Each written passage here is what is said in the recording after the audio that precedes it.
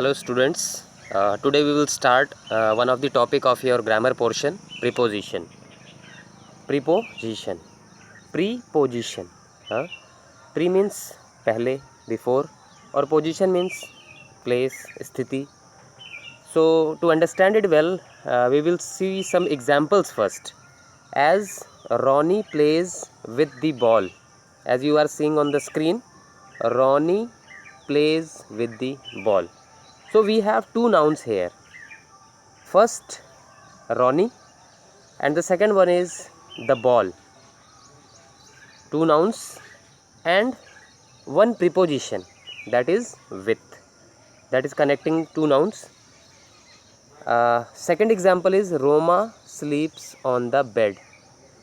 So in this sentence as well, we have two nouns, Roma and the bed, and in between there is on before the noun. The third example is the table is behind him. The table is behind him. So we have as two nouns in the previous two sentences, but here we have one noun and one pronoun, and then behind is the preposition. So just go to the definition of this preposition. A word which precedes. Here precedes means to come before a noun or a pronoun, as I showed you in the example. A word which precedes a noun or a pronoun to show its relation to another word in a sentence. I am repeating the definition once again. A word which precedes, as I told you, precedes means to come before a noun or a pronoun to show its relation to another word in a sentence. So we will take some more examples to understand it well. As I just given you the sentences as an example, Ronnie plays with the ball. So according to the definition, a word which precedes a noun. So which word is preceding the noun? With. With is preceding the noun, the ball. The ball is the noun here, and with, the word with is just preceding the ball. Or a pronoun. So we will see the example of pronoun in after coming sentence. To show its relation to another word in a sentence. अब आप ये देखिए बेटा कि जैसे with जो है वो नाउन जो है नाउन से पहले आ रहा है. अब ये नाउन क्या है? द बॉल नाउन है, उससे पहले with आ रहा है. और ये जो द बॉल है ना, वो रिलेशन शो कर रहा है एक और वर्ड जो इस सेंटेंस में है जो कि नाउन है. वो क्या है? Ronnie.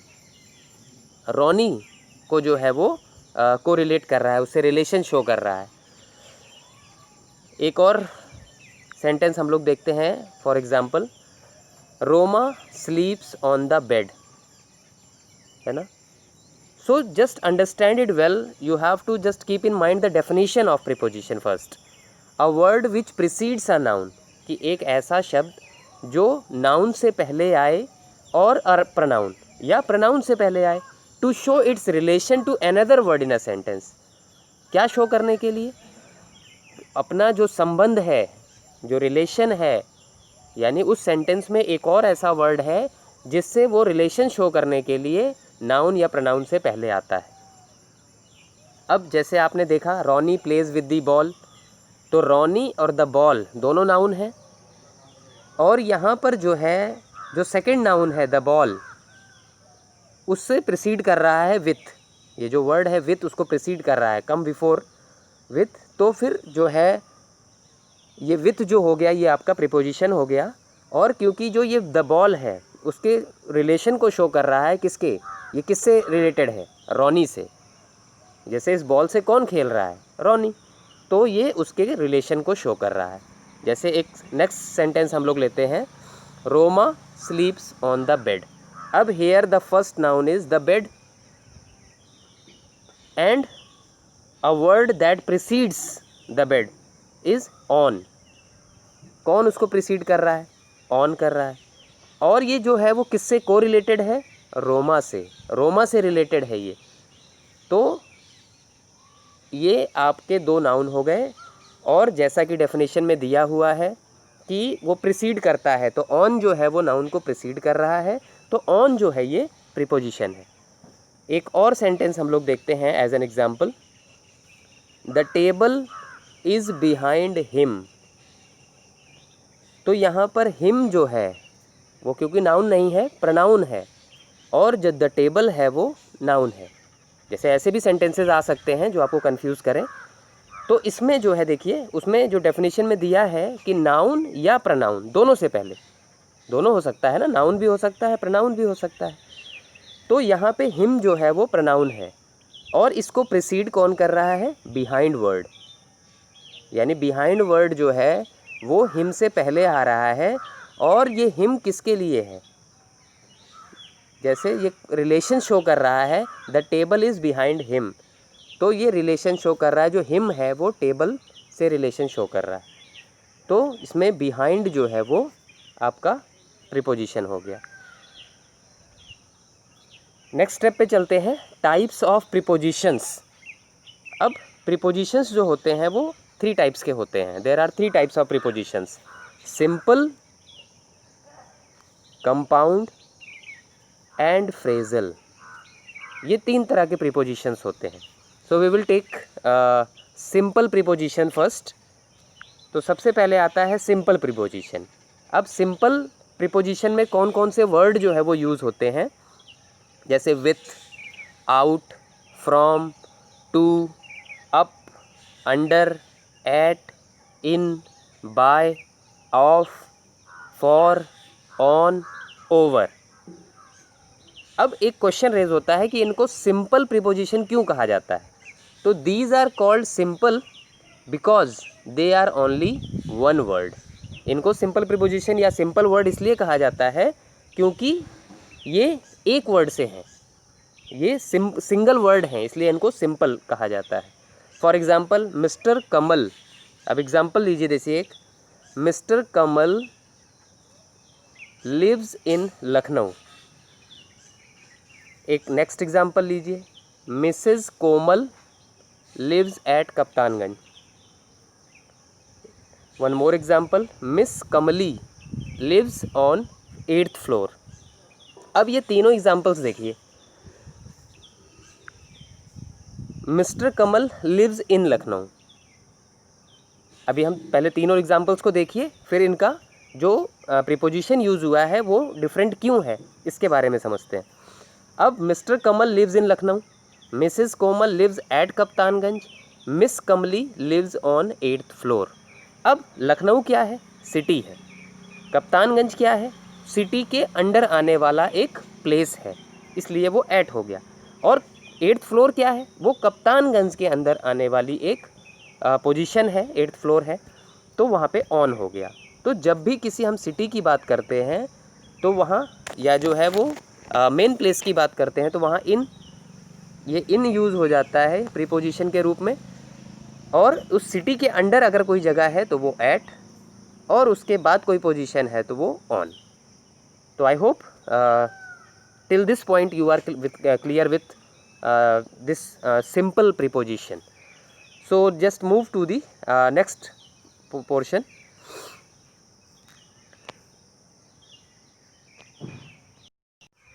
So second one comes compound preposition.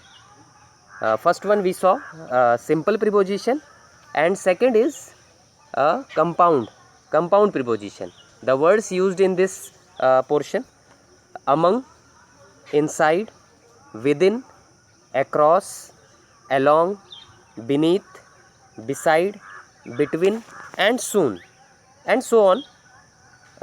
These type of words we use in so on. These are known as compound because we have two words joined together.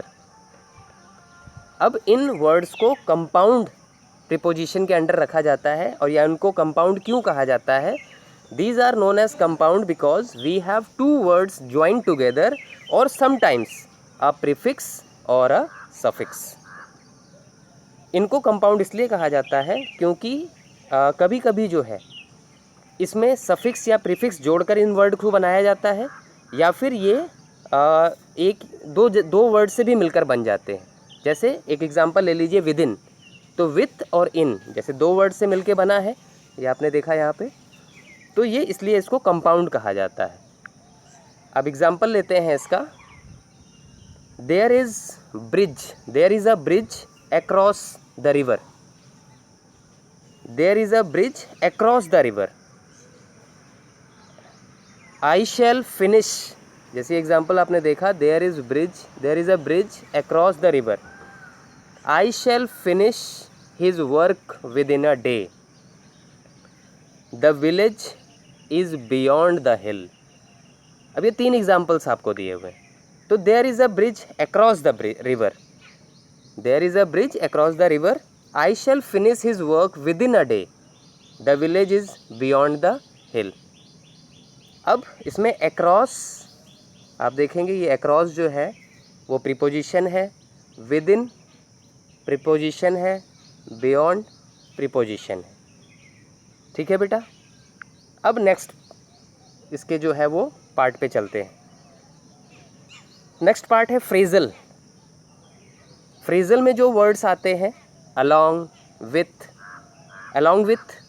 With reference to, in spite of, in order to, because of, instead of, and so on. For example, I couldn't go out because of my father. ये example आप देखिए, I couldn't go out। अब जैसे एक वो आया ना कि जैसे हमने उसमें सिंपल की आपको डेफिनेशन दी, सिंपल क्यों कहा जाता है उसको, कंपाउंड को बताया कि कंपाउंड प्रीपोजिशन क्यों कहा जाता है या कंपाउंड वर्ड क्यों कहा जाता है। अब ये थर्ड जो फ्रेजल आया है, फ्रेजल इसको इसलिए कहा जाता है क्योंकि इसमें फ्रेजेस यूज़ होते हैं। जैसे हमने इसमें दिया ना कुछ वर्ड्स का एग्जांपल, जैसे with reference to, in spite of, order to, because of, instead of, and so on, इस तरह के। तो ये फ्रेजल हैं। तो I couldn't go out because of, तो बिकॉज ऑफ जो है ये देखिए ये प्रीपोजिशन, और ये कौन सी प्रीपोजिशन है, फ्रेजल प्रीपोजिशन है। तो I couldn't go out because of my father. अब इसमें देखिए एक नेक्स्ट एग्जाम्पल है, in spite of being lazy he worked hard. तो इन स्पाइट ऑफ, अब इसमें एक जो आया वो क्या है, इन स्पाइट ऑफ, ये आपकी प्रीपोजिशन हो गई। In spite of being lazy he worked hard. Third example आता है, he will work hard in order to win. अब इन ऑर्डर टू जो है वो आपका प्रीपोजिशन है, इन ऑर्डर टू। तो इस तरह से जो है ये 3 पार्ट्स जो प्रीपोजिशन के हैं वो क्लियर होते हैं। First one is simple, second one is compound, and third one is phrasal. So let's move forward. कुछ ऐसे भी प्रीपोजिशंस होते हैं बेटा जो आपको कुछ कंफ्यूज कर सकते हैं, जो दिखने में एक जैसे वर्ड्स होते हैं बट उनकी मीनिंग डिफरेंट होती है। उनको ट्रिकी प्रीपोजिशंस कहा जाता है ट्रिकी प्रीपोजिशंस। जैसे कुछ एग्जांपल्स हम लेंगे। फर्स्ट है बिसाइड और बिसाइड्स। अब यहाँ पे बिसाइड, जो फर्स्ट बिसाइड है उसका जो पहले दिया है बिसाइड, उसका मीनिंग है नियर। Beside means near. और जब बिसाइड्स वर्ड की बात आती है तो उसका मीनिंग होता है in addition to. Beside means near और besides means in addition to. अगर इसका हम एक एग्जाम्पल मान लीजिए करते हैं, आप भी जो है इस तरह के एग्जाम्पल्स के सेंटेंसेस बना के प्रैक्टिस कर सकते हैं। तो the boy is beside the gate. अब here beside is for near, तो the boy is near the gate, जो सेंस आता है बेटा, है ना, कि बिसाइड मीन्स नियर, तो the boy is near the gate. Second example आता है एक बिसाइड्स का, कि he knows Tamil besides Hindi. अब यहाँ पे बिसाइड्स यूज़ हुआ है, तो besides means in addition to. तो he knows Tamil besides Hindi, कि in addition to means Tamil तो उसको आती ही है, साथ साथ हिंदी भी आती है, तो he knows Tamil besides Hindi. तो इस तरह से जैसे ये ट्रिकी प्रीपोजिशंस में आते हैं जो आपको देखने में तो सेम लगेंगे बट दोनों की मीनिंग जो होगी वो डिफरेंट होंगी, इसलिए जो है सेंटेंस में इन वर्ड्स का यूज़ भी अलग सेंस में होगा। एक और एग्जांपल लेते हैं सेकंड, बिटवीन, एमंग। अब ये दो वर्ड हैं, दोनों में कन्फ्यूज़न हो सकता है। तो बिटवीन जो होता है वो दो लोगों के बीच में होता है, द टू। बिटवीन जो होता है वो दो लोगों के बीच में होता है, द टू। और एमंग जो होता है वो मोर देन टू के लिए होता है। जैसे कन्फ्यूज़न नहीं होना चाहिए इसको लेके कि अमंग कहाँ यूज़ करना है या बिटवीन कहाँ यूज़ करना है। तो ये जो है शो करता है कि बिटवीन मीन्स दो लोगों के बीच, टू, एंड अमंग जो है वो मोर देन टू, दो से ज़्यादा लोगों के बीच। अब दो से ज़्यादा कितने भी हो सकते हैं। जैसे फॉर एग्ज़ाम्पल लेते हैं हम लोग, he runs between two boys, he runs between two boys. तो अब यहाँ पे क्योंकि टू था इसलिए बिटवीन का यूज़ किया गया कि he runs between two boys. अब नेक्स्ट आता है ही रन्स।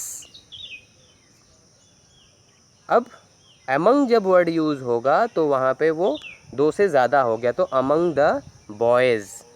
अब यहाँ पे दो नहीं है, दो से ज़्यादा हो गए, ही रन अमंग द बॉयज़ कि लड़कों के बीच में दौड़ता है। अब वो लड़के कितने भी हो सकते हैं, 2, 4, 6, है ना। तो इस तरह से जो है इसका डिफरेंस शो होता है। अब नेक्स्ट आता है जैसे टू, एक वर्ड आता है ये टू, और एक आता है टूवर्ड्स। इन दोनों का, ये सब ट्रिकी प्रीपोजिशंस हैं बेटा, जैसे देखने में आपको एक ही जैसे लगेंगे बट दोनों की मीनिंग जो होगी और जो सेंस होगा वो डिफरेंट होगा सेंटेंस में यूज़ करने के लिए। अब टू जो शो होता है वो डेस्टिनेशन के लिए शो होता है कि आपकी जो डेस्टिनेशन है जहाँ आपको पहुँचना है, और टूवर्ड्स जो है वो डायरेक्शन को शो करता है, जिस दिशा से आपको उधर पहुँचना है। तो टू डेस्टिनेशन के लिए और टूवर्ड्स जो है वो डायरेक्शन के लिए। जैसे for example, he goes to school.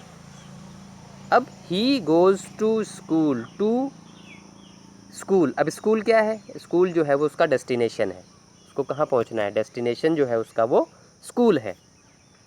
और नेक्स्ट एग्जांपल एक देखते हैं, he goes towards the school and sees a snake. He goes towards the school and sees a snake. अब यहाँ पे जो टूवर्ड्स यूज़ हुआ है वो भले उसके बाद स्कूल आया है बट यहाँ पे डायरेक्शन शो कर रहा है कि वो स्कूल की तरफ जा रहा था और उसने एक सांप देखा, है ना। तो वो स्कूल, जैसे स्कूल के डायरेक्शन में जा रहा था इसलिए टूवर्ड्स यूज़ हुआ, और उसने एक अनफॉर्चुनेटली जो है एक स्नेक देखा। तो ये दोनों का डिफरेंस है। इस तरह के और भी बहुत सारे ट्रिकी प्रीपोजिशन के अंडर वर्ड्स आते हैं जो आपको कंफ्यूज कर सकते हैं। जैसे कुछ एग्जांपल्स हम दे रहे हैं उसको आप देख सकते हैं, उनके सेंटेंसेस मेकिंग कर सकते हैं। जैसे इन जो यूज़ होता है वो फॉर ओपन स्पेस होता है, inside for enclosed space. Opposite जैसे होता है, अपोजिट जो यूज़ होता है वो फेसिंग ईच अदर। जहाँ अपोजिट की बात आती है वहाँ पे दो पर्सन हो सकते हैं, दो ऑब्जेक्ट्स हो सकते हैं जो फेसिंग ईच अदर, एक दूसरे को फेस कर रहे हो। और इन फ्रंट ऑफ जो होता है वो सेम डायरेक्शन में, जो एक ही डायरेक्शन में फेस किए हों वो इन फ्रंट ऑफ कहलाता है। अब जैसे अलॉन्ग है, तो अलॉन्ग जो होता है वो पैरेलल के यूज़ किया जाता है, पैरेलल के लिए, कि अलॉन्ग पैरेलल के लिए यूज़ किया जाता है। और जो अक्रॉस है, across from one side to another. Along जो है जो साथ साथ चल रहा हो, पैरेलल, पैरेलल समझते हैं ना बेटा, जो साथ साथ चले। और अक्रॉस जो होता है वो एक साइड से दूसरी साइड के लिए। जैसे हमने एक एग्जांपल दिया था स्टार्टिंग में कि there is a bridge across the river. तो जो ब्रिज था across the river means from one side to another. तो इस तरह से जो है हम लोग प्रीपोजिशन को अच्छी तरह से समझ सकते हैं और अंडरस्टैंड करके जो है बिना कन्फ्यूज़न के इसका यूज़ कर सकते हैं। Thank you.